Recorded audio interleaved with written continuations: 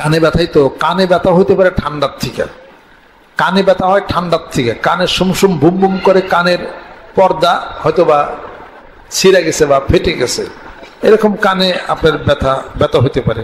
কানে হয়তো গোসলের সময় পানি গেছে, পানিটা বের করে না, তাতে কানে ব্যথা হইতে পারে। কানের একটা ডক্টরকে দেখান, আর ভাম and company mercury alcohol solution, আপনার ওই যে গুলিস্তান ভাম অ্যান্ড কোম্পানি, ওখানে কানের ব্যথার কানের সর্বশ্রেষ্ঠ ওষুধ পাওয়া যায়। গুলিস্তান ওই বাইতুল মোকাররমের দক্ষিণে ভাম অ্যান্ড কোম্পানি, ভাম অ্যান্ড কোম্পানি, ওখানে কানের চিকিৎসা পাইবেন। আর যারা এখন বলেন ঠান্ডা লাগছে চিকিৎসা করতে পারেন, ঠান্ডার ওষুধ খান, সাইনাসের ওষুধ খান, কানে দেখেন কোনো ছিদ্র হয়েছে কিনা, তাহলে দরবার ড্রপ আছে, এটা নিয়ে খান। আর এমনি ওষুধ খান, ভিটামিন খান, সেরে যাবে ইনশাআল্লাহ তাআলা। আল্লাহ পাক আমাদেরকে যেন কবুল করে নেন। পানি বেশি বেশি খান, মধু খান, কালিজিরার তেল খান, আল্লাহর জিকির করেন, কোরআন শরীফ তেলাওয়াত করেন, উইরা যাবে জোরগঞ্জ সুবহানাল্লাহ।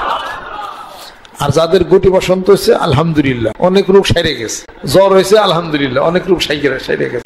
একটা একটা বলতেছি, আপনারা চিকিৎসা করবেন, কোনো টাকা পয়সা লাগবে না, ডাক্তারের কাছে যাওয়া লাগবে না ইনশাআল্লাহ তাআলা। উপস্থিত ক্ষেত্রে কিছু ডাক্তারের ওষুধ লাগে, এরপরে নিয়ম কানুন যদি ভালো মতো পালন করেন লাগবেই না।